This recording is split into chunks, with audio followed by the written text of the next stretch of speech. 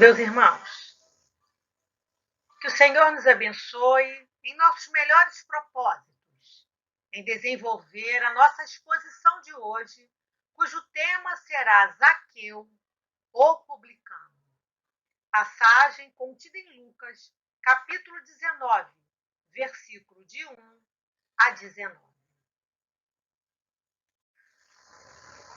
Contextualizando, Jericó significa cidade perfumada, centro de atividades comerciais, situada no Vale do Jordão.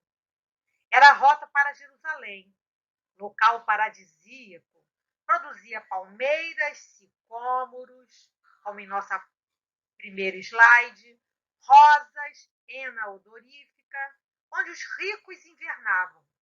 Era a segunda cidade do país, com palácios e fortalezas.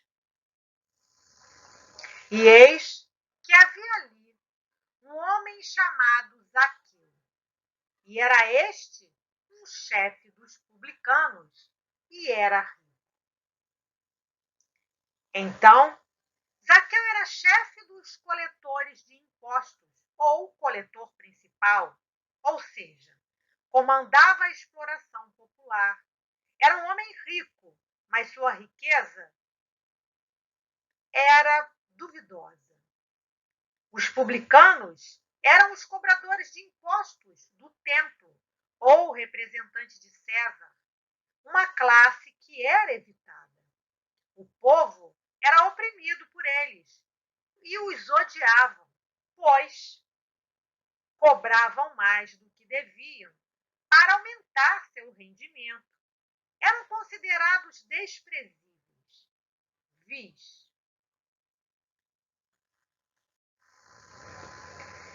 E procurava ver quem era Jesus. E não podia, por causa da multidão, pois era de pequena estatura. Multidão era a turba que acompanhava Jesus. E Zaqueu, mesmo sendo um republicano rico, ele já tinha à vontade essa potência indicada por Leon Denis no seu livro Problema do Ser e do Destino, em conhecer Jesus e se esforçou para ouvir a sua palavra. Porém, parecia muito difícil levar o seu intento a termo, mas ele esforçou-se para suplantar a multidão, ou seja, ele quebrou todas as barreiras externas que o impediam de se aproximar do Senhor. Aqui nos chama a atenção que nós devemos olhar para o Senhor e não para a multidão, que procura muitas das vezes atrapalhar a nossa aproximação. Alguns nos criticam, não aceitam, falam mal, plantam todo tipo de calúnia e dificuldade. Mas nós aprendemos no Livro dos Espíritos que Jesus é o nosso modelo e o nosso guia. Havia ainda outro empecilho, a baixa estatura que o impedia de ter uma ampla visão de Jesus em meio àquele número grande de pessoas. Mas ele se esforçou para ter uma visão melhor, mais clara, mais limpa, pois ele queria ver a Jesus de forma ampla. Nova consideração precisamos fazer que para buscar a Jesus não podemos nos ater à multidão e tampouco às nossas limitações pessoais. Não importa a estatura espiritual que nós encontramos, nem tampouco o que nós tenhamos feito de errado até agora. Todos os dias nós temos que aumentar a nossa visão de Jesus. Lembrando que o Evangelho do Lar deve ser feito sempre nos auxiliando nessa visão mais ampla dentro dos nossos lares, junto às nossas famílias, tornando a sua presença mais vívida e operante, em nossa transformação tão necessária para o melhor. Não há erro que não possamos nos arrepender. A força renovadora de Jesus opera quando nasce a vontade sincera de conhecer os seus ensinamentos mais de perto. E ela deve ser colocada em prática. Por isso, o exemplo de Zaqueu.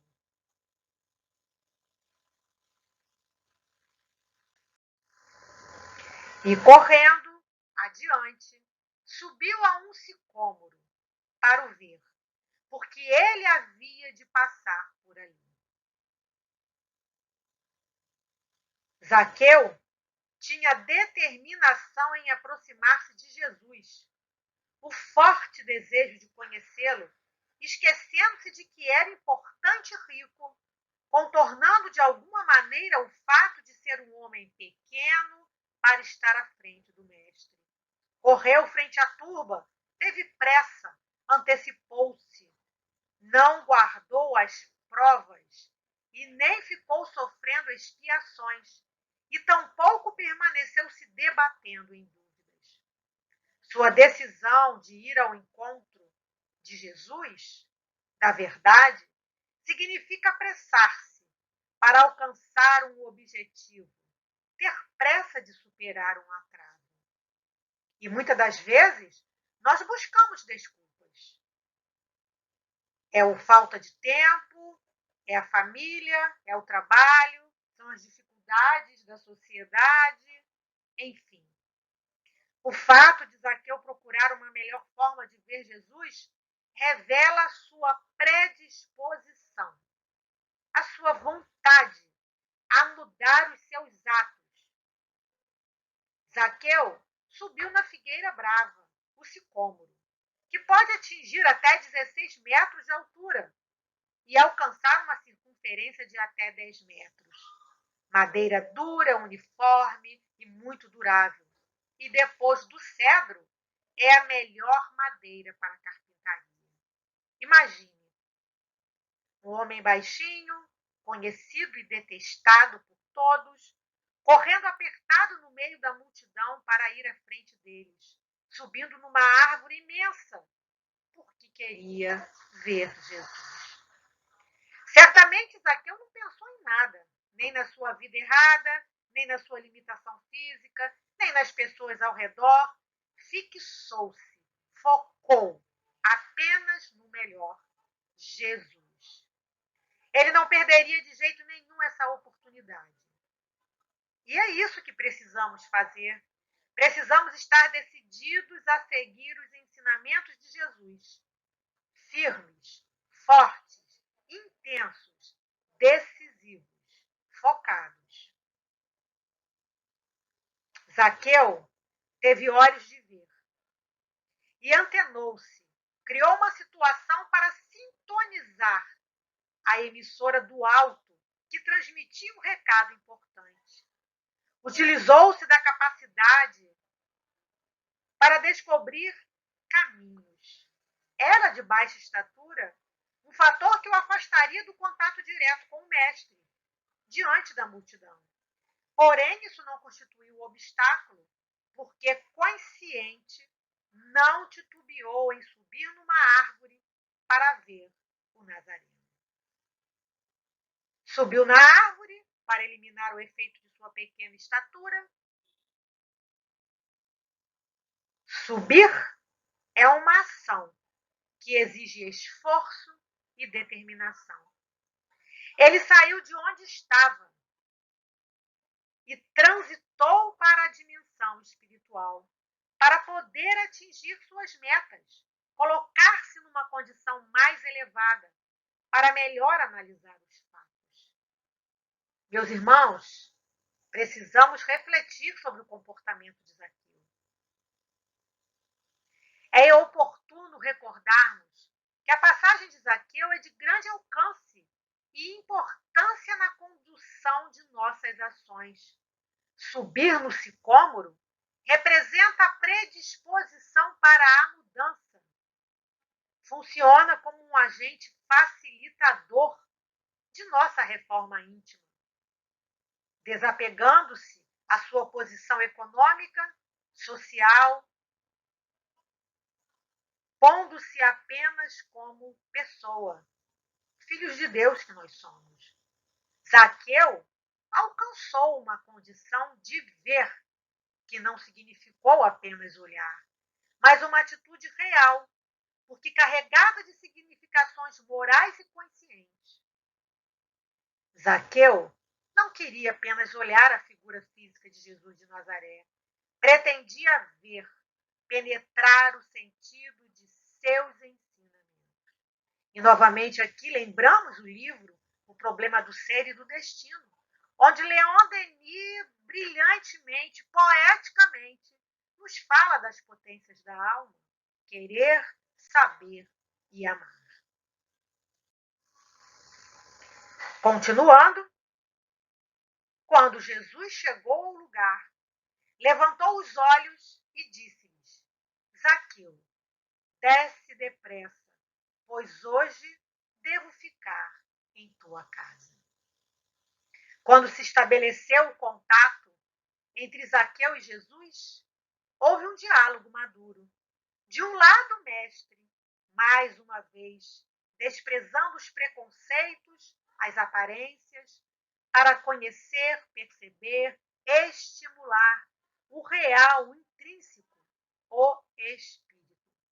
E de outro lado, Zaqueu, desdobrando sua consciência, não apenas na atuação como cobrador de impostos, mas preocupado em estabelecer critérios de comportamento que equilibrassem o seu próprio ego. A mudança de Zaqueu, obviamente, que já era do conhecimento do mestre, tanto que ao entrar em Jericó, percebe-o facilmente em cima da árvore, ansioso por um olhar, ao que Jesus corresponde, demonstrando profundo conhecimento do ser, levanta o olhar e a ele se dirige. O vocábulo casa, que vem antecedido de uma afirmativa verbal, pois hoje devo ficar em sua casa. Na frase, o verbo devo é aplicado no sentido de certeza e não de hipótese. O mestre se refere à casa mental de Zaqueu, pois a hospedagem que desejava Jesus não era apenas no lar físico, mas principalmente no seu coração, a fim de que este se modificasse. Convém ressaltar a imensa facilidade com que Jesus manipula os fluidos, altera a psicosfera pessoal de Zaqueu, permite que este compreenda a mensagem de natureza espiritual na sua essência. Ele desceu imediatamente e o recebeu com alegria. Ao descer da árvore, Zaqueu preparava-se para inteirar-se dos ensinamentos de Jesus de Nazaré. Era uma condição de tornar possível esse contato. Se ficasse na árvore, se não aceitasse o convite para conversar, compreender, sentir e meditar sobre as propostas de Jesus, ele teria bloqueado essa comunicação. Também precisamos refletir sobre isso, porque todo o auxílio está à nossa disposição. Cabe a nós estarmos receptivos para receber todo o auxílio que a providência divina nos oferece.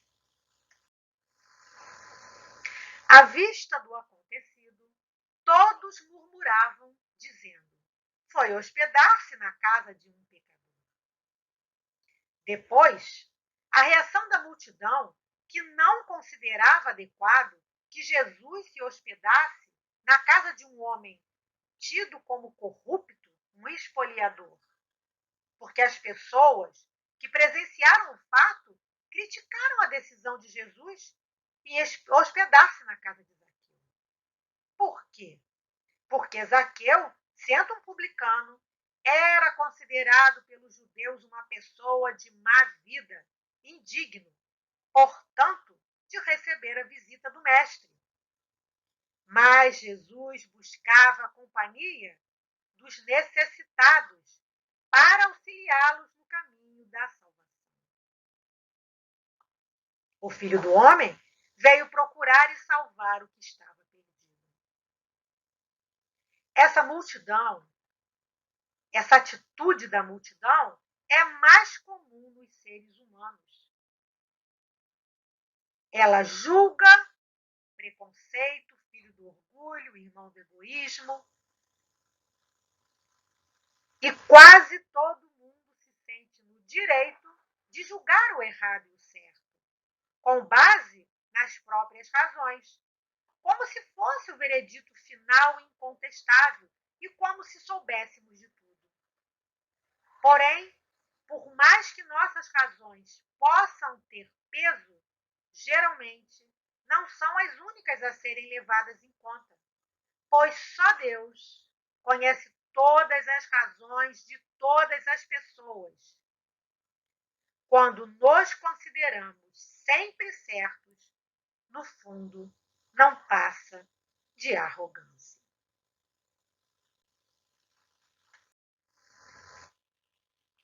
Zaqueu de pé disse ao Senhor: Senhor, eis que dou a metade de meus bens aos pobres, e se defraudei alguém, restituo-lhe o quádruplo. Dar é a atitude-chave para qualquer programa de vida que pretenda desenvolver os potenciais do espírito. A doação significa uma forma atuante de participação, única saída para o cerco do egoísmo. Sem que a pessoa aprenda a dar, a doar-se, jamais completará um ideal qualquer, porque sair de si mesmo é a condição sem a qual qualquer projeto é mera formulação teórica.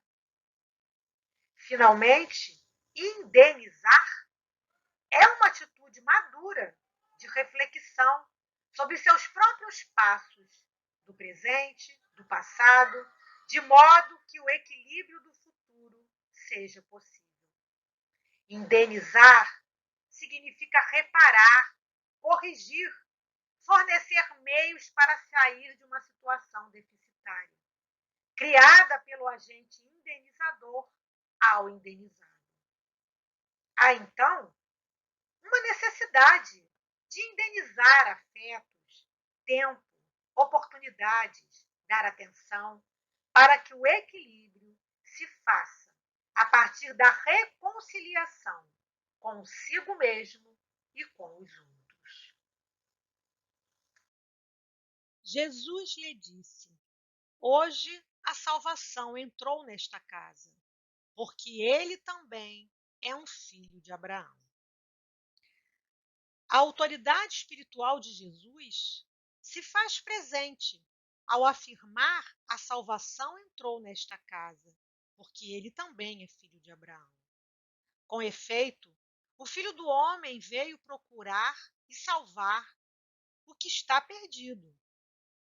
Não obstante, demonstrar claramente que conhecia as mazelas que marcavam o caminho de Zaqueu, percebia nos seus pensamentos a vontade de mudar. Se não fosse verdade, se não fosse assim, estaria Jesus interferindo no seu livre-arbítrio, modificando contra sua própria vontade.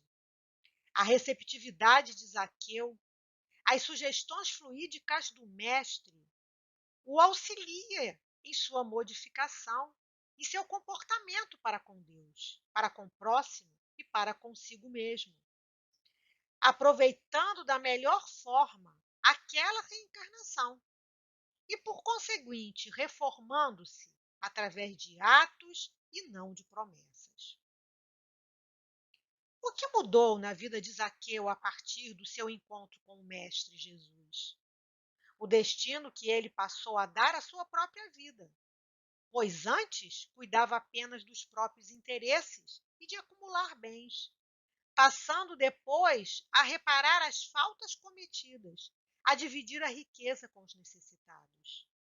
Quando alguém se encontra com o Mestre e lhe abre o coração aos sentimentos, não vive mais como vivia antes, para tornar-se um novo homem, no amor e na caridade. E qual o sentido da palavra salvação usada por Jesus? Jesus referia-se ao esclarecimento que lograra alcançar o espírito Zaqueu e a caminhada que iniciava em direção ao reino de Deus, através do auxílio ao próximo. Esta casa recebeu hoje a salvação. Foi por essa atitude que Jesus teria afirmado dessa forma. Pode ser claramente compreendido como hoje você começou a entrar no comando do seu destino, discernindo fatores, estabelecendo prioridades e, sobretudo, agindo. Porque a decisão de Zaqueu era conceitual e prática.